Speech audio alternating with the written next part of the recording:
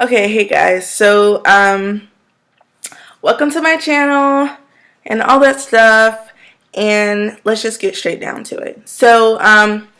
I on the last video went off on a little tangent, but basically, what I want to talk to you about in this video is how to heal yourself.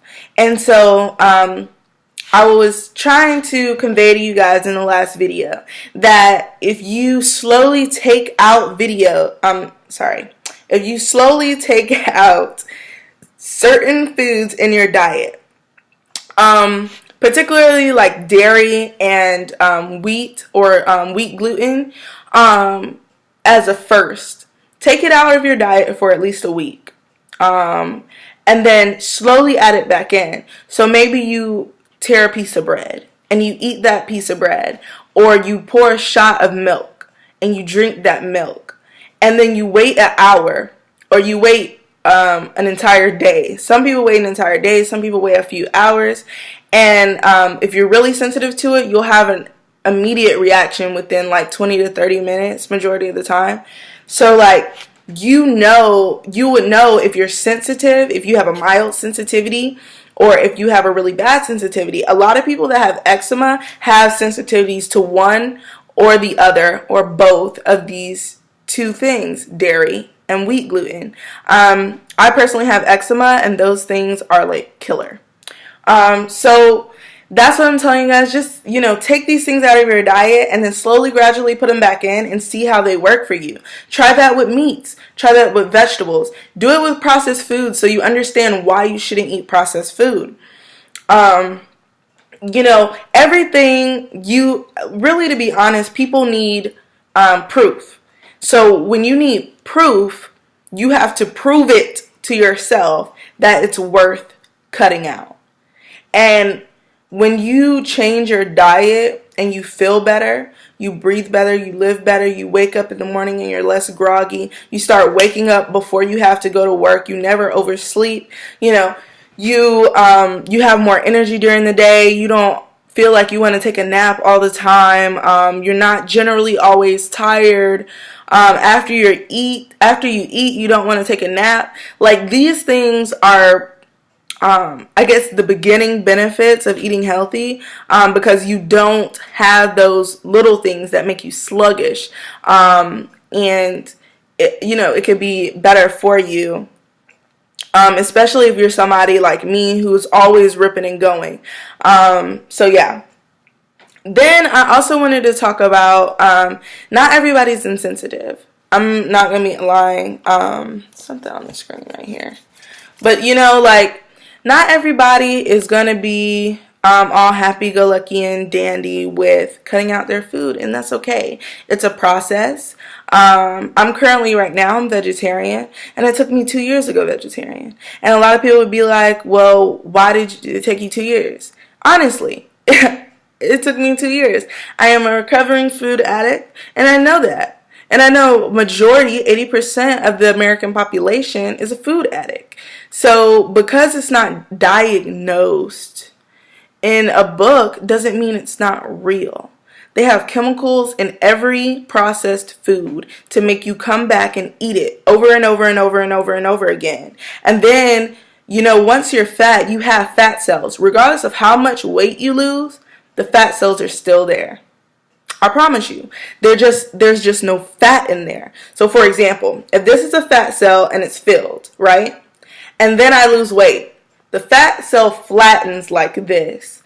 And when you eat something really fatty, for example, if I were to eat a steak, right? I just lost maybe like 50 pounds over the last couple of months or whatever. So if I took all of that, and all my fat cells are still in my body, I haven't completely detoxed those, they're still there. So if I were to eat something that's highly fatty, what that's going to do, the body isn't going to use that fat. Okay? The body is going to put it into the fat cells. It's going to store it because that's what it's told to do. That's its memory. Its memory is that when you ate fats like this, I put it here. Or when you ate fats like this that contain this type of toxin, I have to cluck it together with all the fat I can and stick it over here so it doesn't hurt the body. So basically, like, what you're trying to do is you're trying to understand how your body works. And most people don't understand that. Your body is a giant... Okay, let's make a better analogy. Your body is an army. And that army is going to defend and protect its essence, and it's going to defend and protect its base. And you are its base. It's not going anywhere. The army is inside. It's protecting you from invaders. And like, what you don't understand is when you eat processed food, one, the companies that make processed food do not, the FDA doesn't even require them to tell you what's all in the processed food.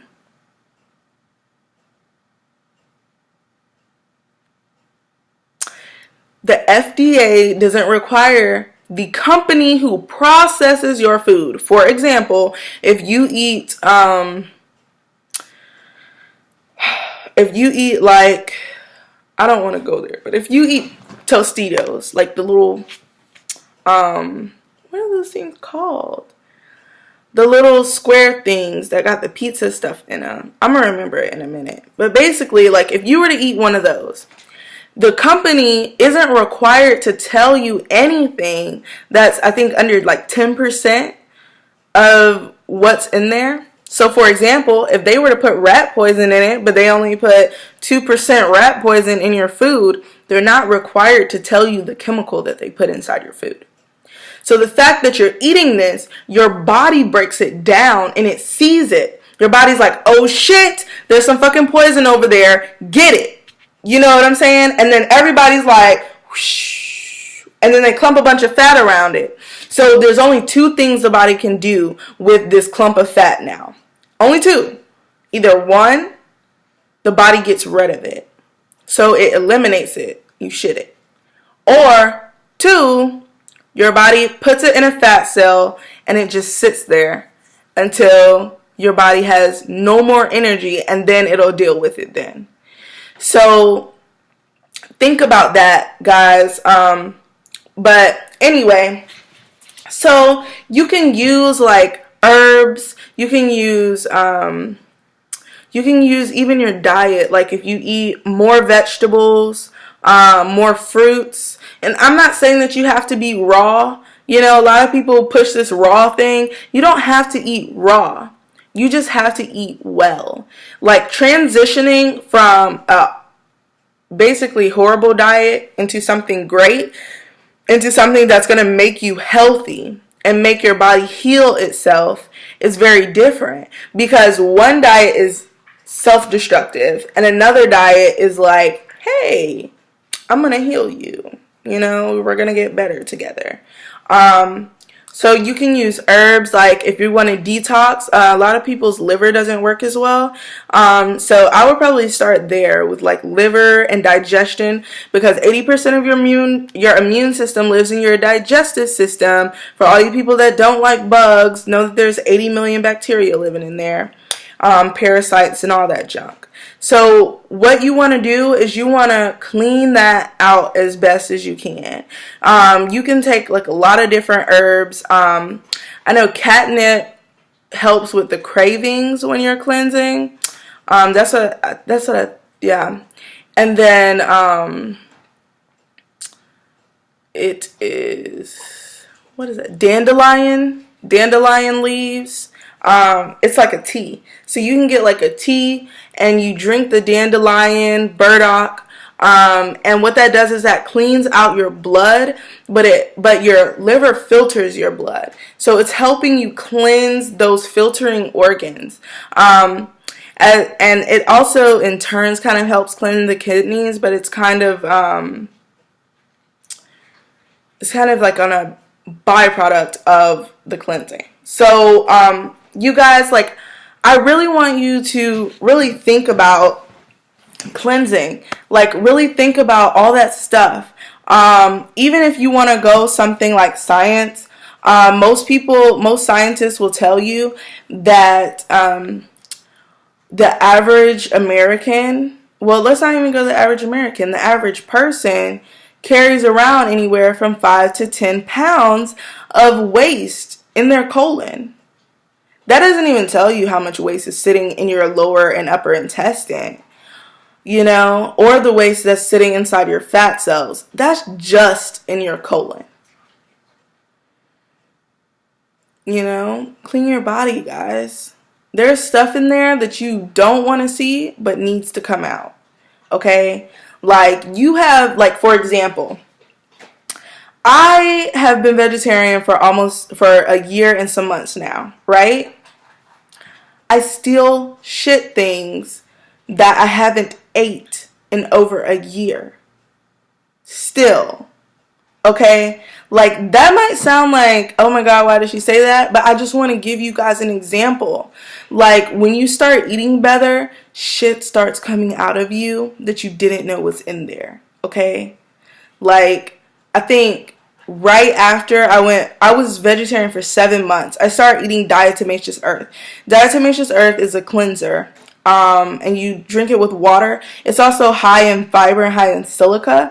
If you eat diatomaceous earth, it's really good for your skin because it's kind of like silica is the precursor to collagen. So it helps with your hair growth, your skin, your overall skin organ repair and regeneration. All those things, your hair, nails, whatever. And so I was taking that, and I had only took it for maybe a week. When I say I shitted a parasite that was so long, and it did not want to come out. These are the things that are stuck inside of your body when you eat stuff and you don't cleanse. At least cleanse twice a year, at least. But your body is constantly trying to defend you, constantly trying to get these invaders who don't belong there. There are invaders there are bacteria, there are parasites, there are things in your body that are supposed to be there. And then there are things that are not supposed to be there. And your body is trying to help you. If you get chronic yeast infections, that means that you are eating too much sugar and you're feeding your bacteria too much. You need to stop eating sugar. Eat more bitter foods. It's so simple, but people don't know. And it's literally knowledge that you have to learn. And, a lot of people don't want to go that route. They don't want to know, really what foods are good and what foods are bad for them. People don't want to feel the inconvenience of knowing that they're unhealthy and that they have to spend money in order to get healthier. And what I would like to pursue to you guys, what I would like to suggest to you guys is, how much money do you spend on food a week? I spend about $60 every 2 weeks, maybe $60 a week on groceries. So, and that was when I was living in college housing. So I was buying meat, I was buying all that stuff, and I just spent $60 a week, and I would eat off of that $60. And majority of the stuff that I used to buy $60 a week was meat. I used to buy meat. I loved Alfredo chicken and Alfredo steak. That was my favorite dish. And what I'm trying to tell you guys is you can spend the same amount of money and eat healthier. Eating healthy doesn't cost a lot of money. Eating half of your plate needs to be a vegetable. That means go to the store, buy some broccoli, get 3 heads. You have 3 servings of vegetables. Oh my God. You could eat broccoli for lunch, for dinner, and for lunch the next day. Or you can make broccoli a staple for your dinner. So you got 3 sides for the next 3 days for dinner.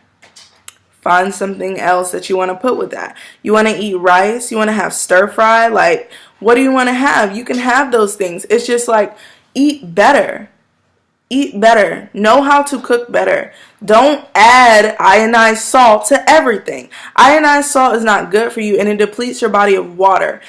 Most people don't even drink enough water a day, let alone don't drink enough alkaline water a day. When you drink alkaline water, that actually goes into your body. Most people don't know that it takes 8 cups of water a day just for your body to absorb 1 cup. 1. And not only that, but those cups of water that you drink during that day that were either from the faucet or from the water bottle contain chloride. Contain chloride, contain fluoride, which is actually, and these things are poisons. They are poisons. Nazis used fluoride to make the people more docile. Do you know that in your toothpaste, fluoride is in there? And if you read the box, there's a warning. It says, if swallowed a pea size, please call your nearest poison facility. But people put normally 2 pea sizes on their toothbrush. How much of that do you actually swallow on accident? These things, and then on top of that, fluoride deteriorates your teeth. So it's like, guys, really look and see what these chemicals are, what they do to you. Don't just listen to the doctor, because the doctor will lie. The doctor can be paid to say whatever he wants you, whatever the company wants them to say. Matter of fact, sometimes when you watch those commercials like Sensodyne, those doctors might just be actors. I don't know. I'm in the film industry. That's kind of legit.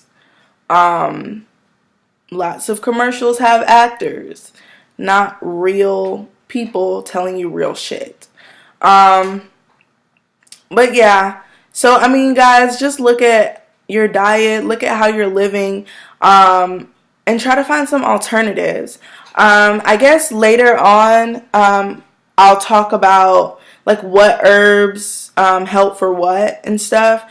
But basically, I just want you guys to really wake up and look at your diet, look at how you're living, and, look at what's best for you. Because nobody's going to care about you more than you. No doctor is going to treat you better than they would treat themselves. Nobody is going to care about you. If you die tomorrow, there's only a few select people who would care. I mean, I'm just going to be honest. I'm being blunt. If you die today, not a lot of people are going to know. But plenty of people will cry because they love you. Now, think about that. If you die tomorrow, no one cared. And what will the doctor say?